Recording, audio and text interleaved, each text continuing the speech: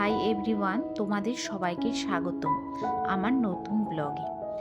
আজ আমি এসেছি দার্জিলিংয়ের এক শান্ত, সবুজ আর একদম offbeat destination Lamahata eco park.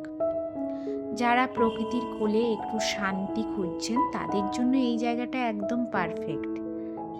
Lamahatta eco park অবস্থিত দার্জিলিং থেকে প্রায় 23 কিলোমিটার দূরে। সমুদ্রপৃষ্ঠ থেকে প্রায় 5,700 ফুট উচ্চতায় এই সুন্দর ইকো পার্কটি অবস্থিত।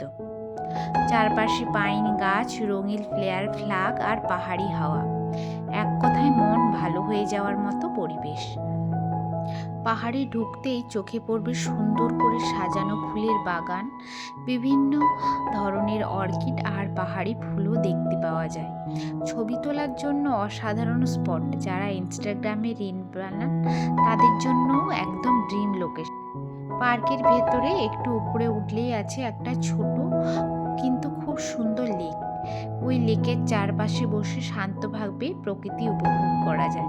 এখানে সবাই তাই বলছিল, আমরা শুনছিলাম, কিন্তু আমরা ওই লেকটায় পৌঁছতে পারিনি। অনেকটা উপরে উঠতে হবে, তো আমরা বাচ্চা নিয়ে পাচ্ছিলাম না। আবহাওয়া পরিষ্কার থাকলে এখান থেকে দূরের পাহাড়ের অসাধারণ ভিউ দেখা যায়। এই জায়গাটা মেডিটেশন বা একটু একা সময় কাটানোর জন্য দারুণ। এখানে আপনি ট্রেকিংও করতে পারেন, পিকনিক করতে পারেন, কিংবা শুধু বসে প্রকৃতির শব্দও শুনতে পারেন। পাখির ডাক, ঠান্ডা হাওয়া, আরও নিস্তব্ধ পরিবেশ, শহরের কোলাহল থেকে একদম আলাদা এক অনুভূতি।